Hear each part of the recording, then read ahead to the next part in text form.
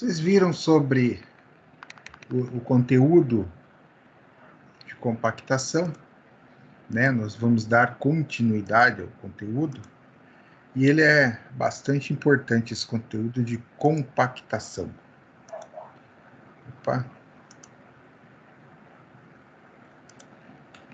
Tá, então, na aula de hoje, compactação em campo.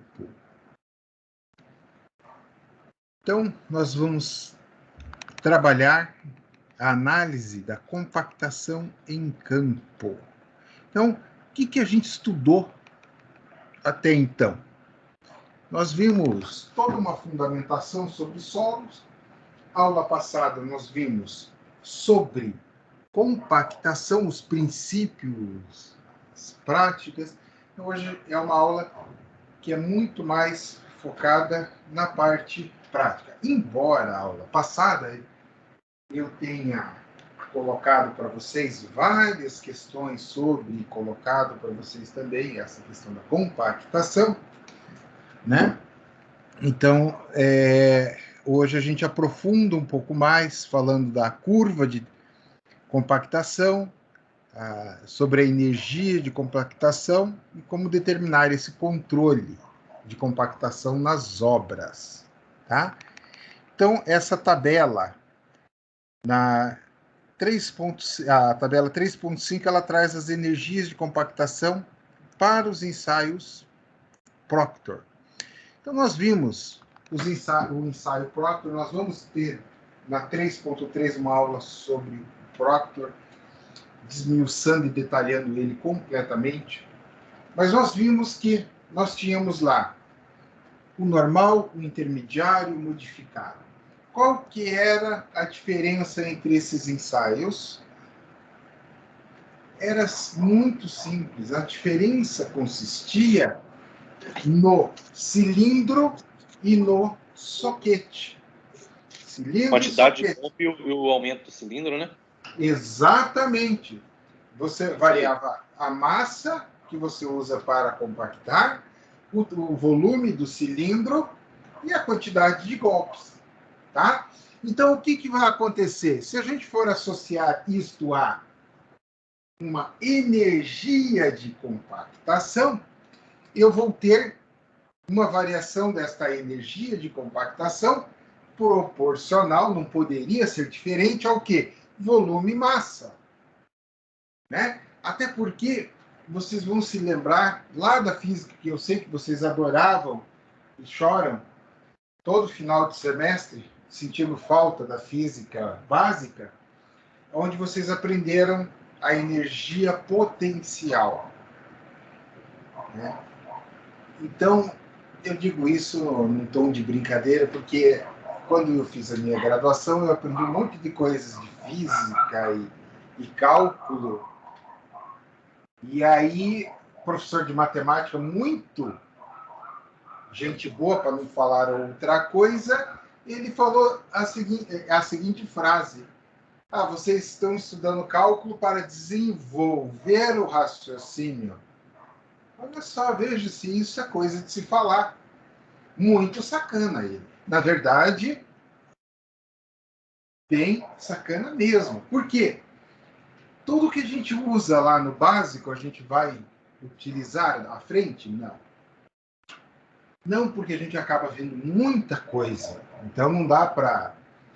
E a gente tem que entender que as engenharias, eu digo as 3 engenharias, porque são as engenharias base, né? Ou seja, você tem a elétrica, a civil e a mecânica. São as 3 engenharias base. Professor, tem automação, produção. Pessoal, eu sei que tem.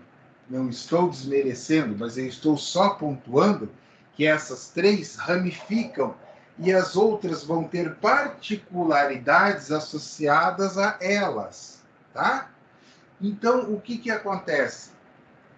Termodinâmica. É uma coisa que a gente estuda lá e, meu Deus, e transferência de calor e não sei o quê. Que coisa chata.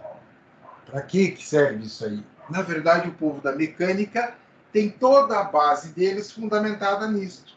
Nós usamos toda a base da estática, e o pessoal da elétrica, toda aquela parte de eletromagnetismo, gaiola de Faraday. Pô, para que serve esse negócio chato? É simplesmente a base de todo o aterramento de SPDA, Sistema de Proteção a Descargas Atmosféricas. Então, veja que interessante. Então, toda essa física, ela vem com a finalidade. E se a gente for pegar um cálculo um pouco mais, no nível mais avançado, mais sofisticado, que a verdade, pessoal, o que eu vou falar aqui vai magoar o coração de alguns. Mas a verdade é que a gente usa matemática de segundo grau em quase tudo na engenharia, de forma a simplificar os cálculos. Tá? Então, eu vou fazer cálculo de concreto armado, o que eu vou ter de mais complexo em termos de cálculo, professor, uma equação tem 7, 8 termos, tá? E daí? Isso é psicológico, você aprendeu álgebra, né? É uma equação de Bhaskara, uma equação de segundo grau. Então, só que isto é desta forma porque é simplificado para tornar práticos os cálculos, ok? Porque se você for analisar, as integrais, elas vão te dar uma precisão muito superior. Acontece que, para formas comuns, as integrais elas são dispensáveis. Como assim formas comuns? Eu quero calcular o volume de um cubo, a área de um quadrado ou de um retângulo. Para que eu vou usar uma integral? Eu vou trabalhar com uma curva. Calma, eu conheço o raio dessa curva, eu consigo simplificar? Não vou usar. Agora eu vou trabalhar com uma superfície totalmente desconhecida. Opa, você vai automaticamente cair nos cálculos, tá? Então é só para vocês terem essa associação, lembrando o porquê se estudou toda aquela fundamentação, toda aquela base. E lembrando que as engenharias, como elas são comuns, por isso que a gente acaba estudando as outras duas áreas, né? Dividindo em 3 grandes áreas, as outras duas áreas. E aí, pessoal, energia potencial, ela é o quê? Função direta da massa. Então, o que os 3 ensaios têm em comum? A variação da massa. Logo, eu vou ter variação de energia. Então, a energia de compactação, ela é dada em função dos 3 tipos aqui. Tá? E o que é essa energia de compactação? Nada mais é que o esforço para poder compactar, executar essa compactação do solo. Então, ela é dada em função do peso, da altura de queda, olha a energia potencial aqui, ok? E o N, que representa o número de golpes, e o N menor, o número de camadas, tá? Ou golpes por camadas. E o V, volume. Bom, dito isto, ao desmiuçar e detalhar o que é a energia de compactação, que vocês viram que é uma correlação direta do quê? Poxa, se eu tenho peso, e a gente sabe que o peso ele é dado em função da massa, e cada um dos ensaios vai trazer para mim o quê? Vai trazer uma altura de queda, uma quantidade determinada de golpes e uma quantidade de golpes por camada. E o volume, né, do cilindro. Então, a energia de compactação nada mais é que você transcrever matematicamente o esforço realizado para compactar o solo dentro do cilindro. Essa é a ideia central. Não é nada muito complicado. E aí eu tenho as 3 curvas aqui representando modificado, intermediário e normal. Observe que se a gente fizer uma associação com massa específica, né, que é dada em quilos aqui por uma unidade, ou seja, massa por volume, repare, menor massa vai estar lá embaixo. Maior, ó, vai subindo a massa, vai subindo no gráfico. Está aqui. Olha lá. Mesma coisa. Então, o que acontece? E aí você tem uma linha de máximas. Nós vimos a curva de compactação de um único ensaio. Aí estão postados os 3. Professor, qual deles é o correto?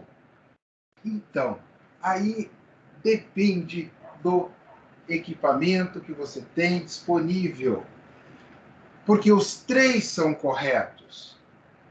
Evidentemente, você vai trabalhar com parâmetros bastante similares. É só olhar o traçado da curva, né? Agora, não adianta você pegar dados de um ensaio e comparar com outra curva, com a curva do outro ensaio.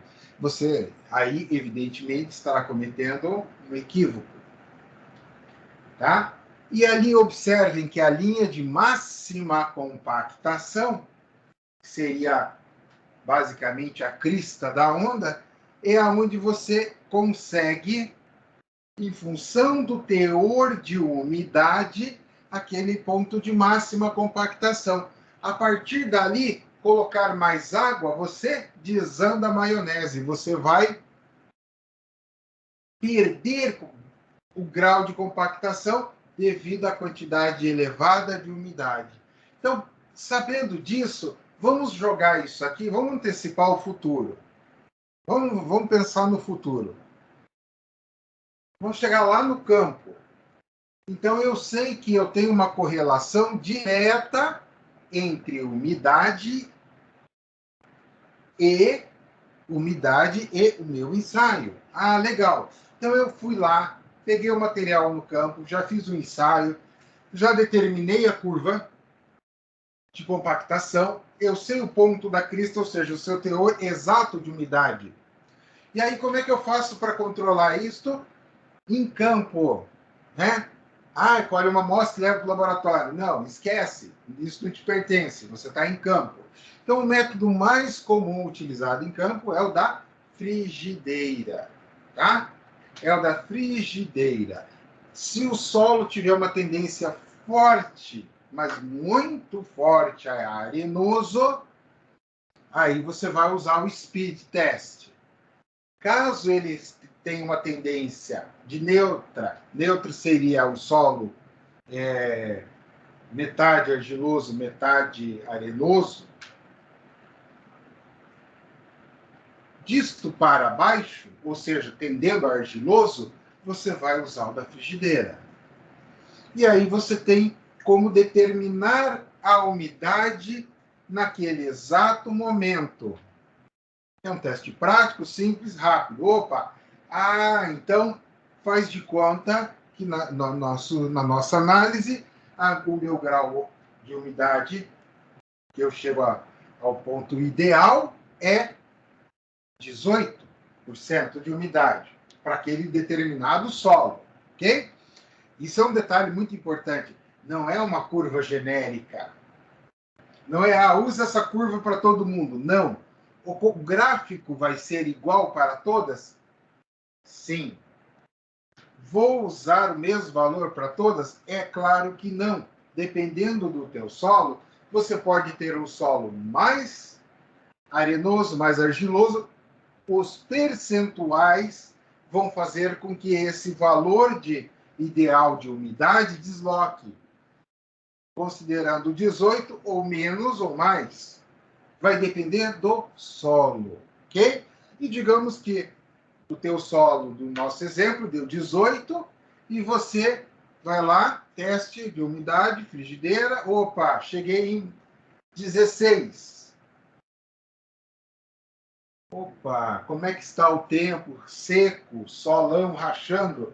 A tendência é que ele perca mais umidade ainda. Então, você só vai conseguir atingir um grau de compactação se você fizer o quê? Vimos aula passada isso. O que eu teria que fazer?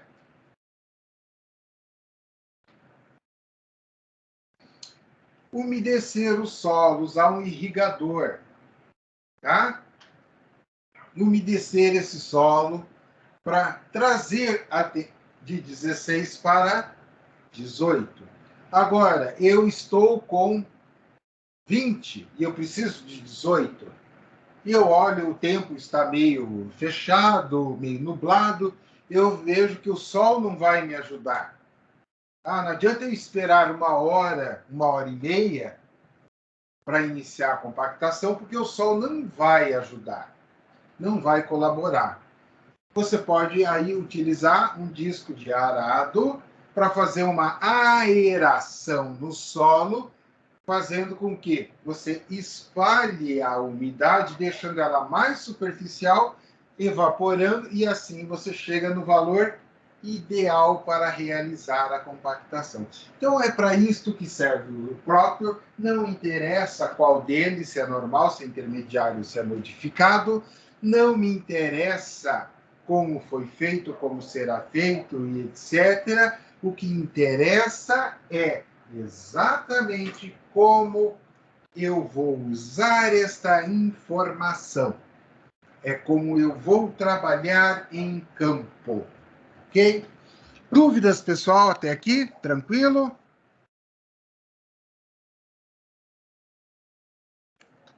Esses limites têm tolerância, né? Sim. De mais Tem ou menos tolerância. 2. Tem alguma coisa na norma que cita isso? Mais ou menos 2? Não. Não. Não, porque o que acontece? Você, inclusive, tem variações da própria norma. Tá? Uhum. Você tem variações da própria. Como assim, professor? Você pode ter uma norma. Geralmente, as normas de referência que nós usamos para compactação são provenientes do DR. Sim. Tá? Que, na verdade, hoje não é mais DR, mas você vai encontrar norma DR. Você tem muita norma que vem com a sigla DR, é DENIT, mas você vai ter muita norma que vem lá com a sigla DR, embora seja DENIT. E o grande barato disso é que as normas referentes à parte de pavimentação, e você segue as normas do DENIT, por quê? Porque, salvo que você vai fazer pavimentações precárias, pequenininhas ali, por exemplo, eu tenho grana e eu tenho aqui meu sítio, né? Eu quero fazer aqui 3 quilômetros do meu sítio aqui. Evidentemente, a gente está falando de um caminhozinho de boi que você vai jogar uma massa asfáltica, né? Então, exceto isso, que daí é dentro da propriedade, ninguém tem nada a ver com isso. Eu vou pegar o pátio aqui da empresa e jogar uma massa asfáltica, também ninguém tem nada a ver com isso.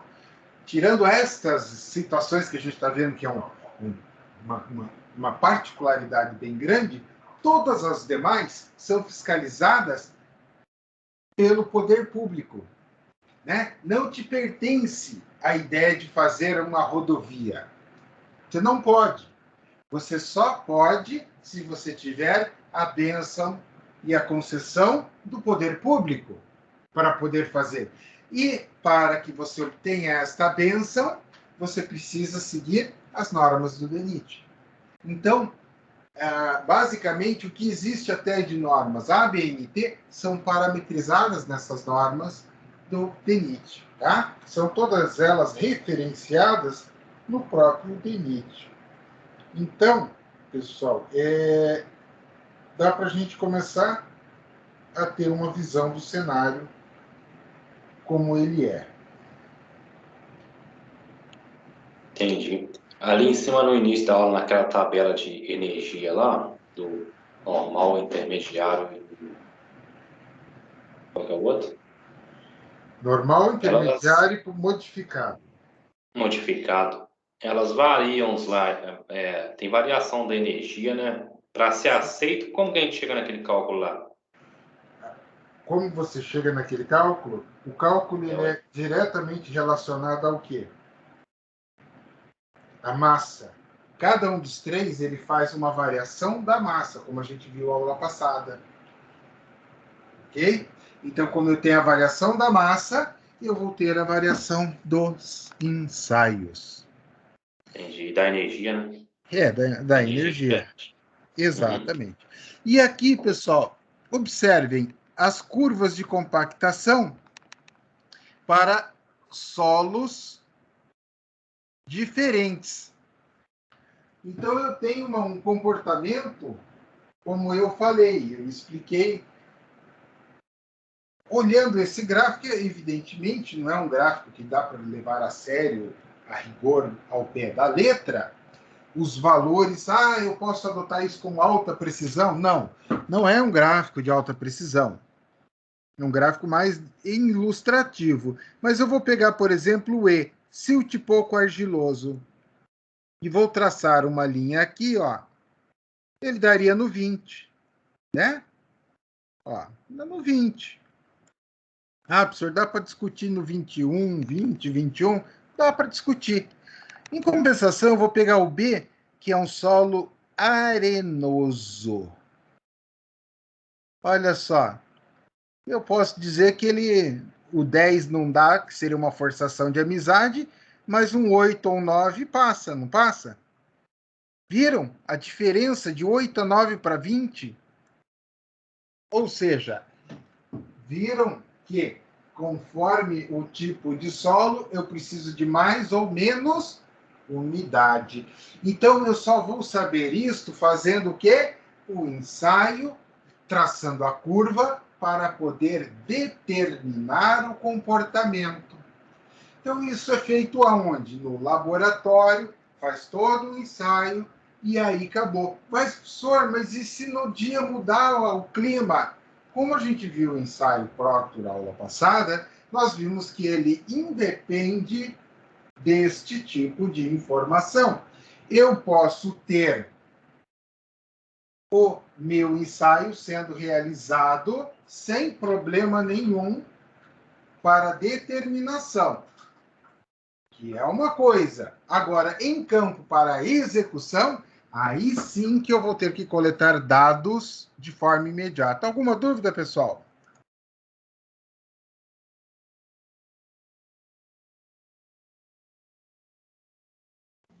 Não.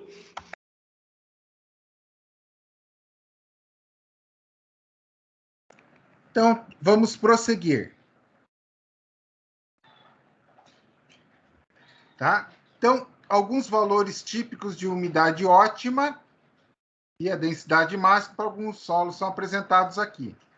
Então, aqui, veja, aquela variação, olha só, a umidade de 25% a 30% para solos argilosos. Densidade máxima, 14 a 15%. Solos siltosos, né? São abaixo, curvas com os menores valores. E aí, arenoso, 9 a 10. Areias finas, de 11 a 14, e assim sucessivamente. Então, ou seja, aqui mostra e comprova numericamente o que nós vimos em relação ao gráfico, né? Então, o gráfico trazia para nós lá as informações de forma mais direta, olhando ali visualmente. Mas aqui a gente vê de forma numérica o comportamento do traçado da curva ótima em função do tipo de solo. Ok, pessoal? Então, dentro disto, as areias puras sejam totalmente ineficientes à compactação, porém solos arenosos com uma pequena porcentagem de argila respondem bem, né? Então a gente sabe que a areia ela tem essa característica e ela não responde à compactação. Então, areia é ruim? Pelo contrário, a areia é excelente, né? A areia é excelente. Só que você ter areia pura, você vai ter em laboratório. Você não vai ter areia pura, de fato, em campo. Então, você tem em laboratório. Uma característica da areia no laboratório. Tá? Então, daí você vai ter o comportamento dela descrito como ele coloca, como o texto traz para a gente, com pequenas parcelas de argila, ela compacta bem.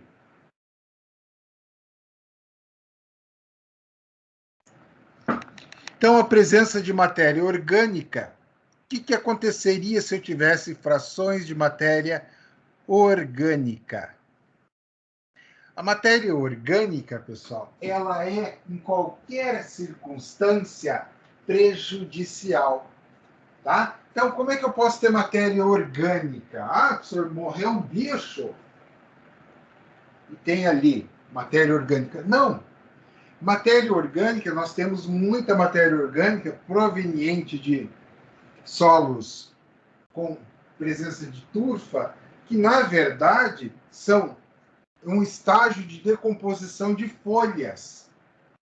Então, o que acontece? Aquela matéria orgânica, ela úmida, ela expande, ela aumenta volume, ela tem uma deformação bastante elevada no processo de compactação, mas quando ela seca, ela altera completamente este processo.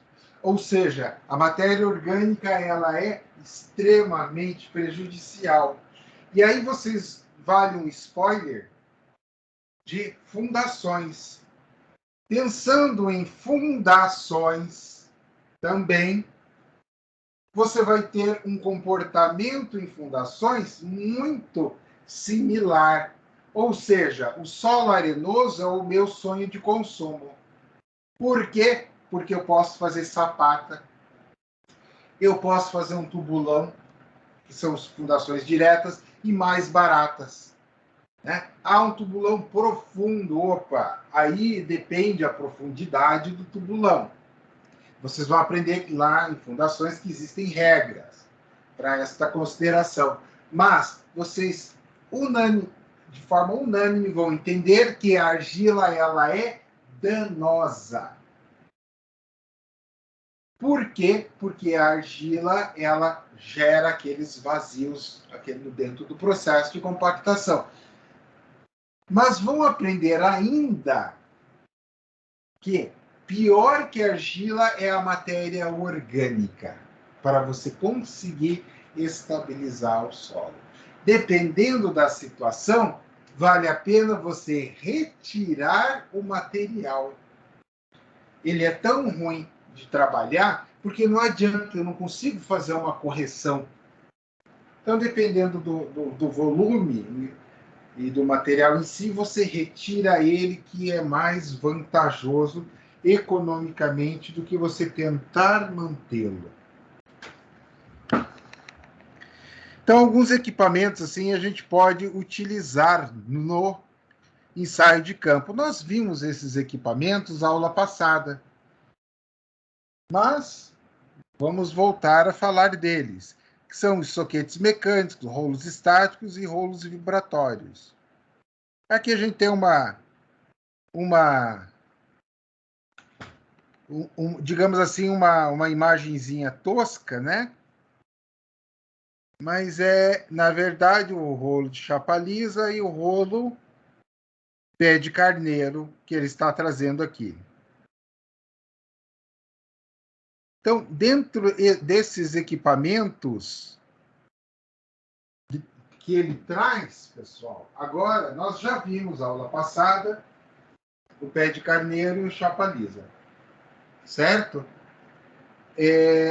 Agora, dentro destes equipamentos que nós vimos na aula passada, agora nós vamos ver as particularidades, tá certo? Então, o rolo pé de carneiro, eles são adequados para camadas com 15 centímetros de espessura e um número de passagens que varia de 4 a 6 para solos finos e de 6 a 8 para solos mais grossos, sendo indicado para solos não arenosos. Lembra que eu fiz a associação? Então, o solo argiloso, pé de carneiro. Por quê? Porque, além dele ser mais eficiente, se eu colocar o rolo de chapa lisa de forma direta no solo argiloso, tá? O que vai acontecer? O meu solo argiloso ele vai tender a grudar no rolo de chapa lisa. E aí as pessoas acabam confundindo o fato de o solo se agrupar, ele agregar com argiloso. Tem diferença. Qual que é a diferença? Está no tamanho de partículas, tá? Então, na região de BH, pessoal, existe uma predominância de solos arenosos. Tanto é verdade, que qual é o principal tipo de fundação que é feito? Alguém sabe me dizer? É bloco estaca? É tubulão? Qual o tipo? Tubulão. Tubulão. Tubulão é uma fundação direta, tá? Então, spoiler de fundação novamente. Como assim uma fundação direta? Eu digo que a fundação é direta quando ela recebe a carga do pilar, pensando na estrutura como um todo, né? Então, eu sempre, quando o pessoal vem fazer as disciplinas comigo, estruturais, eu canto a musiquinha. A carga da laje vai para a viga, a carga da viga vai para o pilar, e do pilar vai para a fundação. Mas, ou seja, o pilar suporta todo o carregamento da estrutura e joga para a fundação. E aí, quando é tubulão ou sapato, ele joga de forma direta. Né? De forma direta. Como assim, professor? Eu tenho a área do tubulão ou da sapata e eu tenho a força. Então, a tensão gerada é distribuída diretamente no solo. Quando eu tenho um solo ruim, que eu preciso descer para estabilizar numa camada lá, 20, 30 metros para baixo, eu vou usar estacas. Aí ela é indireta, porque eu tenho um bloco. A carga do pilar vai para o bloco e o bloco distribui entre as estacas. Por isso é indireta, porque o bloco recebe a carga e faz a divisão. Opa, recebi aqui 20 toneladas, calma lá. Tenho 4 estacas, beleza, ó. Cada um leva 5. É assim que funciona. Esta é a matemática. E a sapata? O pilar recebeu 20 toneladas. Opa, sapata, recebi 20 toneladas. Pega que o filho é teu. E leva as 20 toneladas. A sapata, por sua vez, distribui na área da própria sapata. Ah, professor, então a estaca distribui na área da estaca? Não. A estaca distribui parte na área dela e parte no próprio corpo da estaca. Ela distribui essa tensão. Spoiler de fundações, tá? Mas aí ficou comprovado para vocês que a região de BH tem uma tendência forte a apresentar solos com características arenosas. Beleza, pessoal? Beleza. Então, os rolos pneumáticos são mais indicados para compactação de solos finos arenosos, bem como capas asfálticas, bases, subbases de estradas. Ou seja, você usa o rolo de chapa com o seu solo for arenoso. E depois, na camada de, ele fala base, subbase, na verdade, nós fazemos a base, subbase, nós vimos lá o macadame seco, o macadame hidráulico, e vimos depois a base ela é feita de brita. E, evidentemente, por cima, por final do pavimento, a camada de asfalto. Então, spoiler de pavimentação. O pavimento não é e nunca foi a camada de capa asfáltica, pessoal. Tá? Nunca foi. Então, o pavimento é o conjunto. Como assim, professor? Imagine se...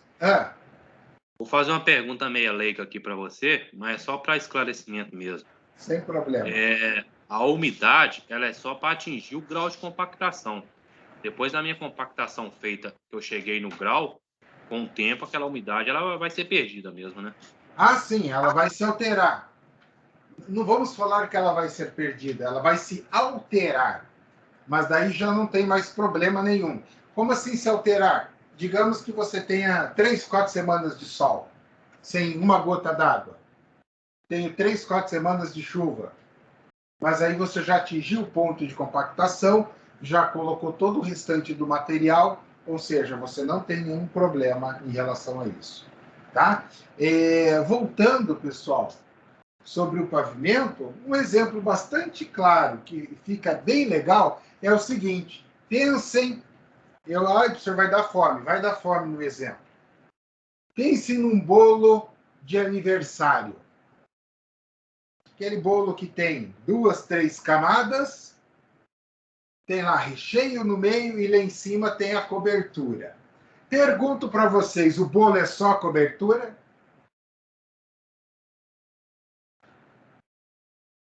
Vamos, pessoal. Não, né, Fê?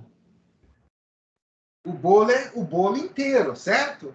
Então, Sim. o pavimento é o pavimento inteiro. Ele pega da capa asfáltica lá embaixo até essa camada de solo que você compactou. Então, a qualidade do teu solo vai determinar a quantidade de outras coisas que você vai pôr em cima, de material. Mas se eu pensar assim, na altura do bolo, eu cortei lá meu bolo de aniversário, pensando na altura desse bolo de aniversário, é a altura do meu pavimento. Com as suas várias camadas, cada camada do bolo depende do tipo do bolo que foi feito. Professor, um bolo mais simples. Ok, tem uma camada de massa de bolo, um recheio, outra camada de massa de bolo e lá em cima tem a cobertura. Beleza. É um bolo chique. Ele tem 2 camadas de recheio e assim por diante. Então, o pavimento é a mesma coisa. Só que não é porque ele é chique ou simples, e sim porque o teu solo é bom ou ruim. Aí você vai determinar a quantidade. Mas é só isso? Não. Vai depender também da carga e do tráfego do pavimento que o pavimento vai receber. Então, por exemplo, eu estou fazendo uma rodovia vicinal. Como assim? Uma rodovia marginal, pequena, de acesso. Sai de uma cidade, aquela rodovia e vai para uma BR. Opa, eu não vou ter todas as camadas iguais à da BR. Por quê? Porque o tráfego na BR vai ser muito maior. Então, eu vou ter muito mais material acumulado na rodovia do que nesta estrada de acesso. Então, essa é a lógica, tá? Mas, independente se é rodovia ou se não é, você soma a quantidade de material até o solo e considera a camada de solo no seu cálculo. Por isso que ele coloca aqui no texto que ele cita, né, até camadas de 15 centímetros, e ele cita, faz algumas situações aqui. Ok? Então, podemos escolher o equipamento baseado no que eu tenha no meu solo. Se eu tiver solo coesivo, com silt, argila, eu vou usar o indicado pé de carneiro. Se o solo for mais granular e não existe coesão, ela é mínima, porém há um atrito entre os grãos, eu vou usar o rolo liso, vibratório. Tá? o rolo liso, o rolo de chapa. Então, ou seja, na verdade, eu venho trabalhando este conceito desde a aula passada, para reforçar. Eu sabia que a gente iria abordar esse conceito nesta aula, mas eu quis preparar vocês para vocês conseguirem não só decorar, mas entender o porquê eu uso um tipo de equipamento e porquê eu uso o outro tipo de equipamento. Qual a necessidade de usar A ou B? Qual a finalidade e por quê? Volto a dizer, pessoal, esta parte da pavimentação e este capítulo, esta unidade, na verdade, a 3, ela tem muito a ver com compactação associada à pavimentação. É uma área bem interessante que paga bem para quem gosta desta parte, tá? Então, e assim, as vagas são mais restritas na parte de projeto geométrico, e não é um projeto tão simples e fácil de se fazer, mas é interessante e se paga muitíssimo bem, tá? Se paga muitíssimo bem, mas a parte de campo ela paga também muito bem. Então, por que se paga bem? Aí vocês entendem o porquê que se paga bem. Porque eu estou lá trabalhando no prédio, feliz, alegre, contente, na sombra, quase que 80% do tempo. Ah, professor, tem concretagem de laje. Você concreta laje no prédio todo dia? Não. Né? Vocês sabem disso. E outra coisa, eu sou engenheiro e tal, eu vou ficar torrando no sol na concretagem da laje? Não, eu ponho estagiário para fazer isso. Eu não vou ficar torrando no sol. Ou seja, é um trabalho... Ah, professor, é um trabalho fácil? Não falei que é fácil. Não falei que é simples. Não estou desmerecendo absolutamente. Pelo contrário. Mas ele é menos complicado do que a pavimentação. Porque pavimentação você vai fazer aonde? Aonde não tem pavimento. Ou vai trabalhar com recuperação de estradas, reparos. Vai ser no meio da BR.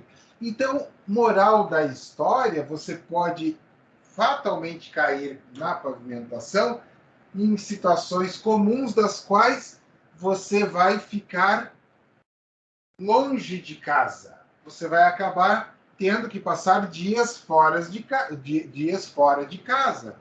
Então, ao passo que se você for para a execução predial, você começa, vamos lá, 8 horas da manhã, um exemplo, tá? E quando for 1 hora de almoço, 5 horas da tarde, você está indo embora. Trabalha sábado até a hora do almoço, ou você pode trabalhar até às 6 horas da tarde, com 1 hora de almoço. 6 horas você está indo embora. Pegou aquele trânsito legal que a gente sempre pega, mas independente da profissão você vai ter o trânsito. Chegou lá, sei lá, 7 horas, 7h30, depende de onde você mora, está em casa. E na pavimentação, isto não te pertence. Não é uma coisa assim que vai ser sempre este retorno. Né? Então, você vai ter situações das quais você está, por exemplo, numa concessionária e você trabalha na parte de reparo. E a concessão daquela empresa, ela tem lá, você caiu num trecho de manutenção de 200 quilômetros ou 300 quilômetros. E você está lá no final, a 200, 250 quilômetros de casa. Eu vou ficar 1 semana naquele trecho. Eu vou voltar todo dia para casa, andar 200 quilômetros para ir, 200 para voltar, 400 quilômetros. Não. Eu vou acabar ficando no hotel e durante 1 semana eu me viro. É a lógica. Entenderam, pessoal? Então, na verdade, moral da história você acaba tendo esta questão de campo. E, detalhe, evidentemente, sempre tem uma árvore perdida pelo caminho. Ok? Mas não é o tempo inteiro. Imagina, você, engenheiro de campo, você vai ficar muito mais tempo no meio do nada, com coisa nenhuma, no sol, do que se você estiver trabalhando num prédio, por exemplo, acompanhando a parte de estrutura do prédio, a execução da estrutura. Ou você está acompanhando acabamento do prédio. Então, pessoal, esta é a parte, né, que diferencia uma e outra área. Por outro lado, hoje, dia do engenheiro civil, 25 de outubro, para aqueles que não sabem, qual que é a coisa que eu mais gosto na engenharia civil? Que este é o grande barato. O que eu mais gosto, pessoal, da engenharia civil é o seguinte: você nunca vai fazer a mesma coisa duas vezes. Como assim, professor? Você pode estar construindo 4 casas, uma num terreno do lado da outra. Cada terreno tem sua particularidade. É a mesma equipe, o mesmo material e o mesmo projeto. Ok, só que você vai ter que variação de material, você vai ter variação de terreno, né? Material no sentido de terreno, no material do terreno, nas 4 unidades. Mas isso ainda é um projeto de repetição. Mas a grande maioria, a variação é muito maior. Imagine que você trabalha numa rodovia. Você não vai ficar asfaltando o tempo inteiro o mesmo trecho. Você vai andando com aquele asfalto. Eu vou trabalhar na parte de execução do obra. Você fez um prédio hoje aqui, outro prédio lá, depois outro, e assim por diante. Então, eu acho que este é o grande barato da construção civil. Comparando, por exemplo, pensa num contador. Ele não vai, o contador, ele não vai ter os cálculos para fazer e tal, muda, ele tem lá uma carteira de empresas, mas é uma coisa um pouco mais repetitiva. Chegaram notas, você lança. O advogado, o médico. O médico vai lá, opera. Médico que opera, por exemplo, no meu caso, que eu tirei a vesícula. O cara opera 4, 5 de vesícula por semana. Cada paciente é um paciente. Ok, mas ele vai fazer o mesmo procedimento cirúrgico nos 4 ou 5. Entenderam? Então, essa é a grande... Eu aproveitei que é o Dia do Engenheiro Civil para passar isso para vocês, para dar uma valorizada na nossa profissão. Parabéns. Claro que tem a parte ruim. Parabéns aí pelo seu dia aí. Obrigado. E em breve será o dia de vocês. Amém. Amém. E não falta muito. Vocês já passaram da metade do trecho. Graças a Deus. Então, pessoal, e se eu tiver um solo mais coesivo, mesmo que eu tenha proporções granulares variadas, eu vou usar o pé de carneiro. Por que eu vou usar o pé de carneiro? Porque toda vez que eu tiver o material coesivo, a tendência do material coesivo é aderir ao rolo de chapa. Tá? Então, os rolos pneumáticos com rodas oscilantes, se a mistura contiver argila, silt e areia. Então, vamos lá, dar uma olhada no rolo pneumático. A gente olhou o rolo pé de carneiro, olhou o rolo liso, de chapa, o liso, né? Vamos olhar o rolo pneumático. Particularmente o rolo pneumático, pessoal, ele é mais aplicado na camada final de asfalto, tá? Ele trouxe ali da possibilidade e tal, mas é muito mais para fazer uma média, falar o português claro, do que propriamente dito a realidade dos fatos. Ele é usado para isso aqui que ele está sendo usado. Aí eu uso o rolo de chapa aqui, posso usar ele combinado também. Mas o acabamento final é dado por esse rolo pneumático. Tá? Então ele faz o processo de compactação da camada de massa asfáltica e ele tem uma vibração aqui para ajudar essa compactação. Ok? Então, são os equipamentos que, na verdade, vocês voltam a ter contato e a ver esses equipamentos lá na disciplina de pavimentação, né? Então, mas como é muito conteúdo que vocês vão ver em pavimentação, eu já estou aproveitando tudo aquilo que eu posso passar para vocês, além do que está aqui, mas para antecipar para vocês essas informações, para facilitar o aprendizado de vocês quando vocês chegarem na disciplina de pavimentação. Tá? Essa disciplina é uma disciplina bastante interessante para quem vai para essa área, só que é bastante conteúdo para pouco tempo, então se conselho fosse bom, não seria dado, seria vendido, mas vai de graça. Tentem, quem vai para essa área, não perder aula. Assistir todas as aulas. Semestre que vem voltam as aulas presenciais e tentem ficar o tempo inteiro focados, quem for para esta área, porque as aulas é muita informação para pouco tempo. Então, cada aula que você perde é muito conteúdo.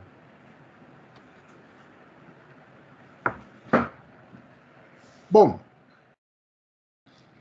pensando agora num controle mais efetivo dessa compactação, você vai ter que considerar algumas coisas. Por exemplo, primeira coisa de tudo, o tipo de solo. Nós vimos nas curvas de compactação, quando eu mostrei o gráfico e depois a tabela, que conforme o tipo de solo que nós venhamos a ter no terreno, eu vou ter problemas em função da umidade. Ou seja, cada solo vai me determinar uma curva de compactação e um índice de umidade, um valor X lá de percentual de umidade, para que a compactação seja feita. Por isso, pensando em termos, ter esse controle, o tipo de solo é o número 1. Número 2 que ele traz para nós é a espessura da camada. Então, pessoal, isto é determinante, isto é fundamental. Aqui vai, embora o material esteja focado e voltado totalmente para a parte de pavimentação, vamos pensar em obras. Eu preciso fazer uma compactação, preenchimento de terra. Lá no baldrame da obra, as vigas baldrames já estão concretadas e eu preciso fazer o preenchimento de terra. O que você vai fazer? Compactação, daí você vai fazer o que? Precisa rolo e tal, esquece que isso não te pertence. Você vai usar, de preferência, não tem, quem não tem cão, não tem cão, caça com gato. Mas eu vou mostrar para vocês agora aqui, ó. O que é o sapo? Não, e eu coloquei aqui, eu fiquei olhando aqui, olha o que apareceu. Caco sapo mecânico. Ninguém merece, né? Mas tudo bem. Mas não é esse sapo aqui, não. Vocês vão usar esse sapo aqui, tá? Esse sapo aqui, ó. que é um compactador mecânico. E veja que ele pode ser utilizado de N formas, até para reparos, remendos. Mas, assim, pensando na obra, é este cara aqui que você vai utilizar.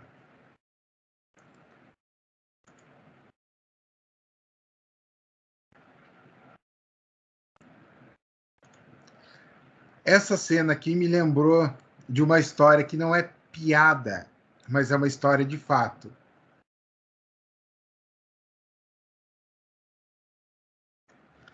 O meu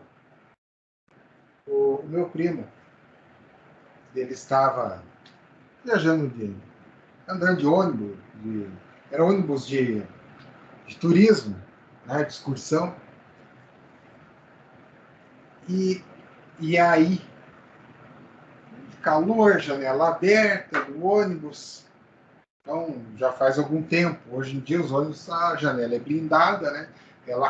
Ali é selada a janela, você não tem como abrir, mas era aqueles ônibus que dava para abrir a janela. E aí eles foram para o Rio de Janeiro, e daí festa no ônibus e tal. Pararam, o ônibus parou no semáforo, os caras trabalhando, exatamente como estava aí, trabalhando ali e tal. E pensa naquele calor de rachar. Era verão no Rio de Janeiro, aquele calorzão de rachar, o cara ali trabalhando ainda de capacete e sofrendo ali. Aí teve um espirituoso que foi na janela, olhou pro cara lá, com o sapo sofrendo. Oh, isso é que é vida boa, hein? Só ainda moleza aqui, eu sofrendo. Nossa, mas o cara que estava operando o sapo ficou revoltado e xingou esse povo do ônibus um tanto que serve. Mas pensa sacanagem também fazer isso, né? Mas eu vi a cena, lembrei do caos. Se eu fosse o cara do sapo, eu tinha jogado uma pedra no ônibus. Mas tudo bem.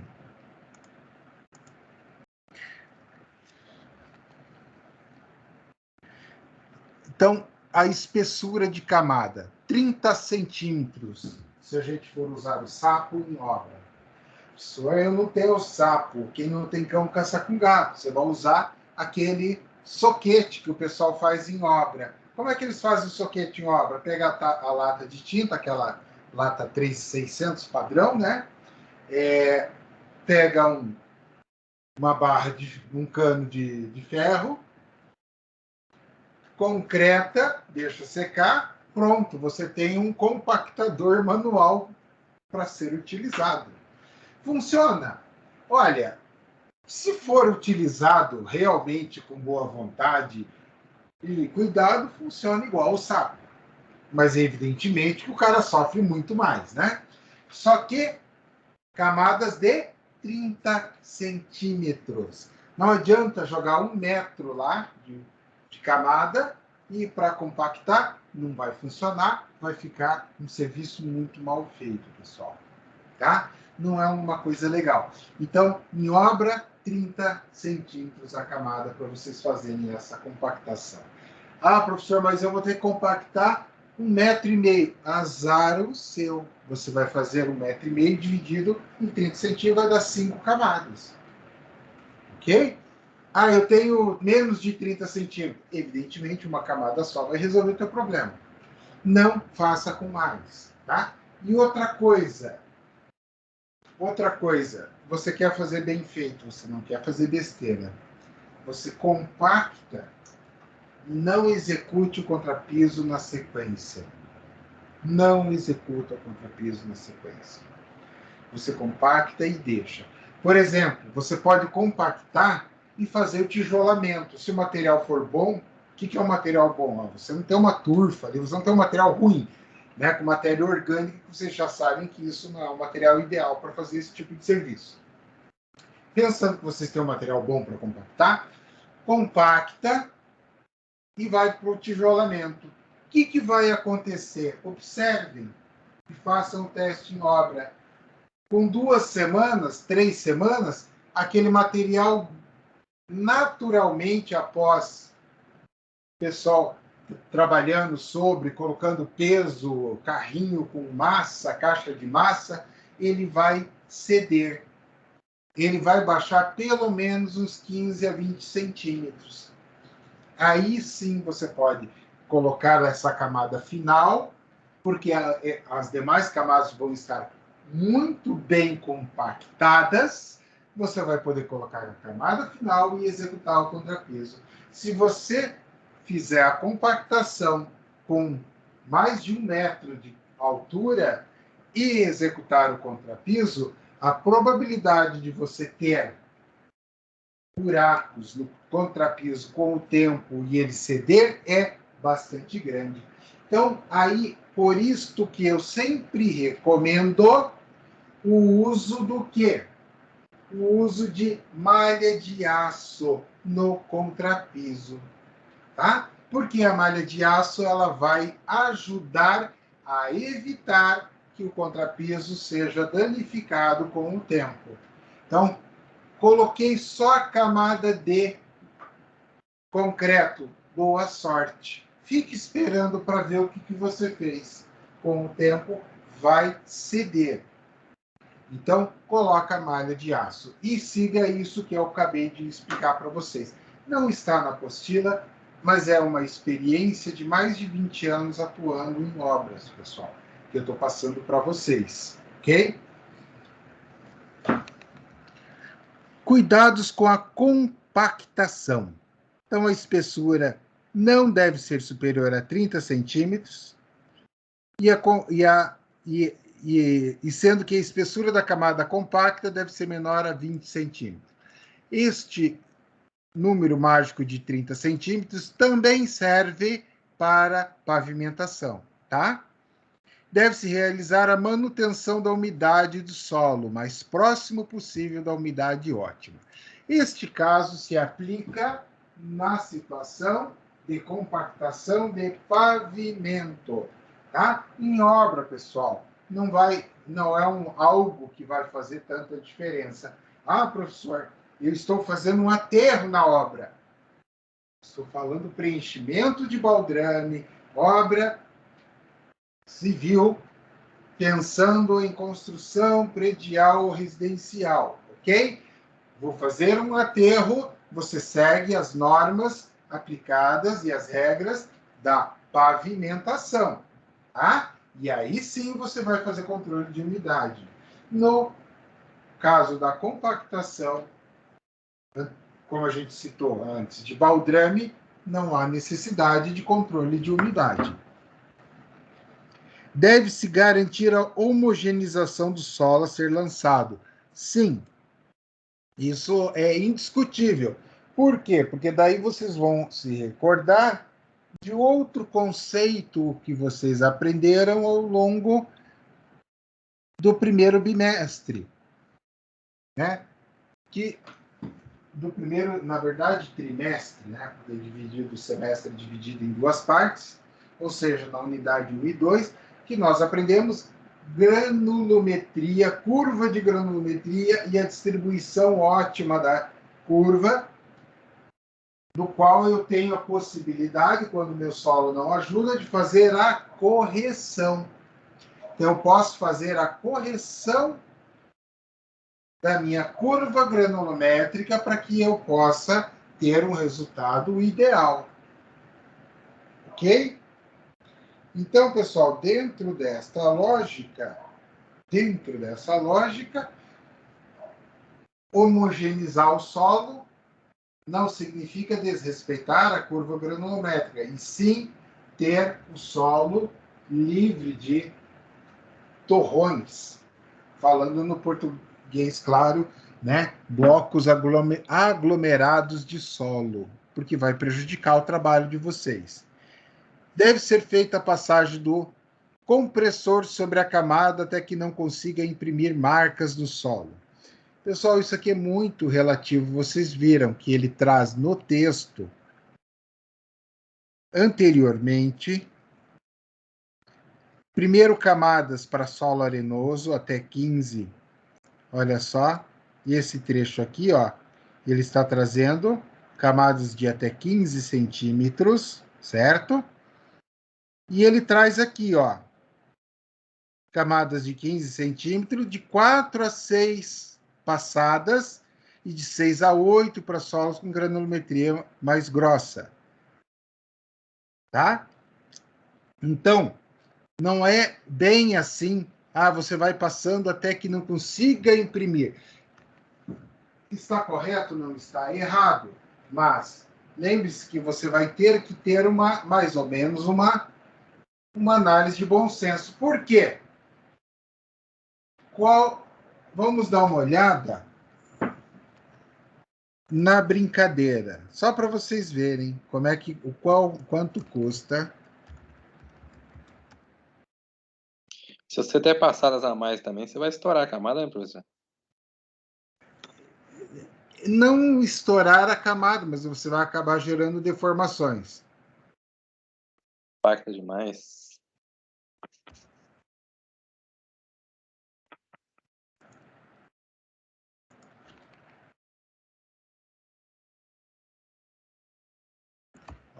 Então aqui, pessoal, eu estou pegando aqui. Lembra que eu falei quanto custa a brincadeira? Então, tabela de consumo de combustível de máquinas pesadas.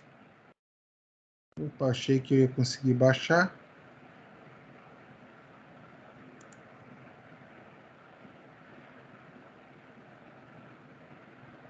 Consumo de diesel do rolo compactador. Isso já me serve. Olha só, litros por hora. Litros por hora. 9 litros por hora, um rolo compactador. Tá? Vamos ver esse modelo.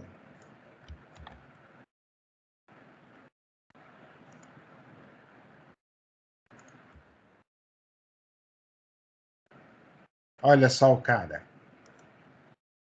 Então ele bebe 9 litros por hora. Vocês sabem que ele trabalha na velocidade baixíssima, 10 km por hora que ele está fazendo ali. Então imagine que você está trabalhando num trecho e aí você vai 9 litros de diesel por hora. Então, você vai até não ficar mais marcas. Ah, é? Quantas passadas você vai dar a mais? Eu deixei o meu rolo trabalhando por quilômetro ali, ele trabalhou lá 10 horas a mais, 90 litros de diesel a mais por quilômetro. Uma estrada de 100 quilômetros, 900 litros de diesel. Isso para trabalhar um pouco a mais. Então aí vocês começam a ver. E começam a entender como é que funciona, mais um spoiler de pavimentação, o dimensionamento do custo do pavimento. Então, o dimensionamento do custo do pavimento ele é diretamente relacionado ao o quê? Ele é diretamente relacionado ao consumo de hora-máquina em função da qualidade do solo. Quanto pior o solo, maior será o meu consumo, maior o meu custo. Tá? Então, tudo é tratado por hora-máquina. Hora-máquina. E o aluguel dessas máquinas é altíssimo.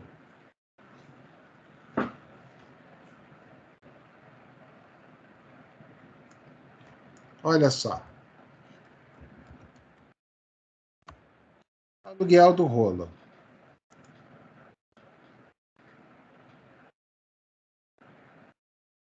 Vamos ver se tem. Vamos ver aqui. Ver se traz a informação direta. Traz a ficha técnica. Acho que não vai trazer. Solicite orçamento. Mas é caro, viu, pessoal? Posso garantir para vocês que é caro. E impacta bastante no custo final. Geralmente por hora, né? Fechou o aluguel e ainda pagar o operador, se você não tiver. Né? E você paga mais o quê? Deslocamento. Deslocamento. Ainda tem deslocamento e diesel. Exatamente, mais o deslocamento. Então é caro, a brincadeira fica cara, tá?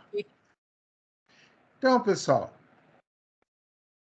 em cima das dicas, exemplificando, ele traz aqui a execução de um aterro, são executados os ensaios de compactação em laboratório, a curva de compactação, obtidos os pesos específicos secos máximo, teor de umidade. E também é necessário determinar o quê? Peso específico do seco do solo no campo com o do laboratório. Então, o que eu faço para controle de campo? Eu posso, por exemplo, controle do teor de umidade, que é o que eu vou fazer em campo, pelo SPID e pelo método de frigideira. Tá? IP específico pelo frasco de areia, esquece. Tá? É mais SPID, método da frigideira. Você vai fazer o quê? O controle da umidade em campo. Ok? Então, dentro dessa construção de um aterro experimental, a camada de espessura inicial fofa terá até 25 centímetros, sendo rigorosamente controlada. Então, a gente construiu esse gráfico aqui. Opa! E aí eu tenho N, o número de passadas, ou seja, eu consigo determinar quantas passadas para obter a máxima compactação. Repare que a partir de 16 ele vai tender a cair, a reduzir. Então, eu vou trabalhar aqui com número de passadas em função do meu peso específico. Eu determino quantas passadas eu vou necessitar. Então, não é assim, até que não imprima marcas no... É algo muito vago. Então, a partir dela, poderemos escolher o tipo, a quantidade de passadas necessária para gerar essa compactação.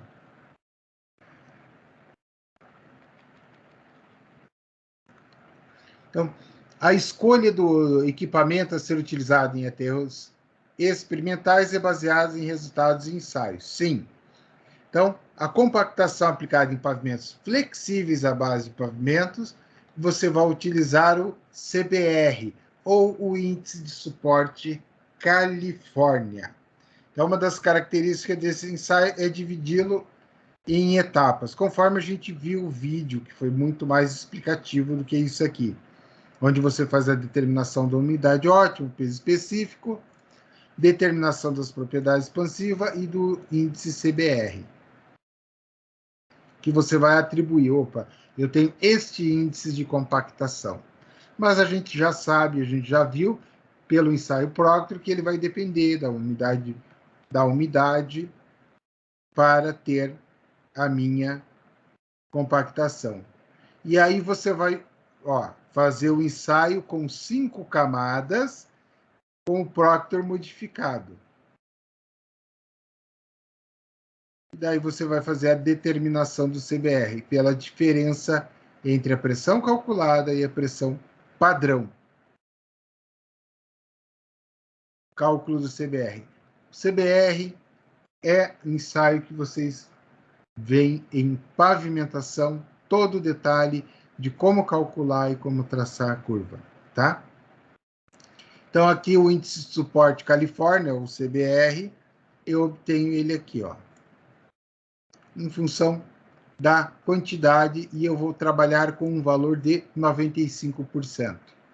Por quê? Porque, veja só, eu estou aqui é 12, aqui é 26, então aqui eu estou com 22, 23.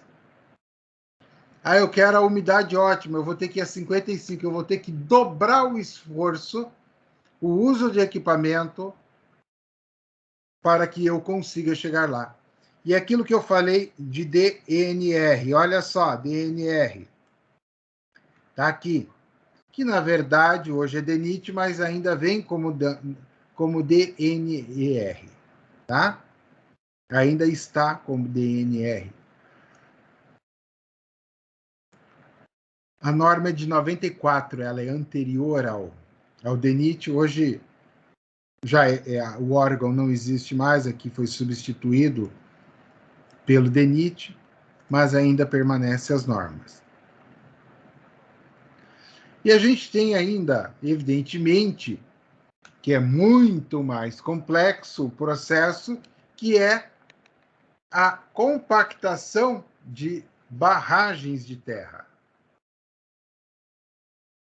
Por quê? Por que é muito mais complexo? Porque nós estaremos trabalhando com uma altura a ser compactada muito maior, do que uma compactação de um pavimento. Então, como é que funciona? Exatamente o mesmo procedimento, da mesma forma, controle de umidade e tudo mais. Tá? Só que aonde o bicho pega?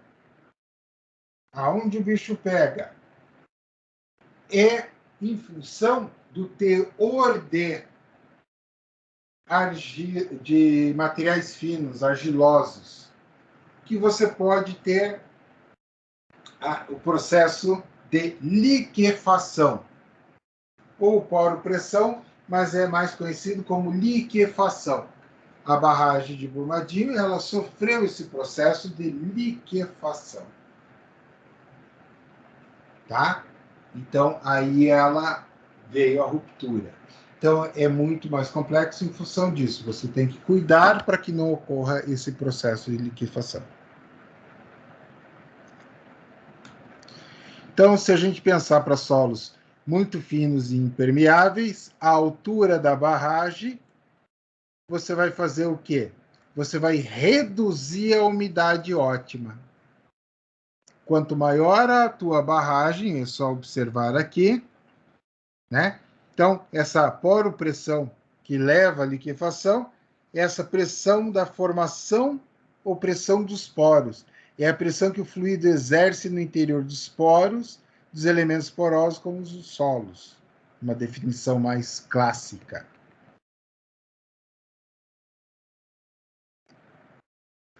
Então, neste caso, adota-se quando não foi feito estudo, tá?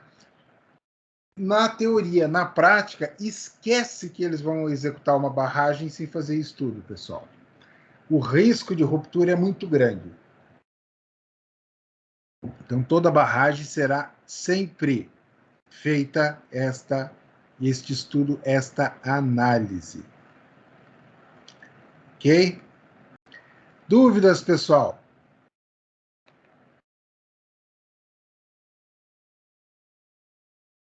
Não, até aí tudo bem. Não, Jefferson.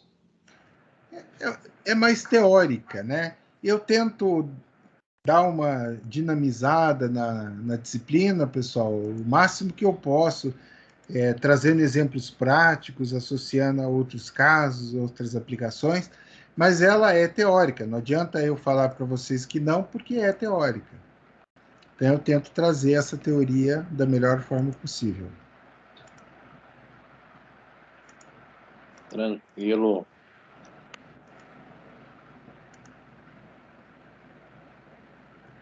Eu estou entrando aqui no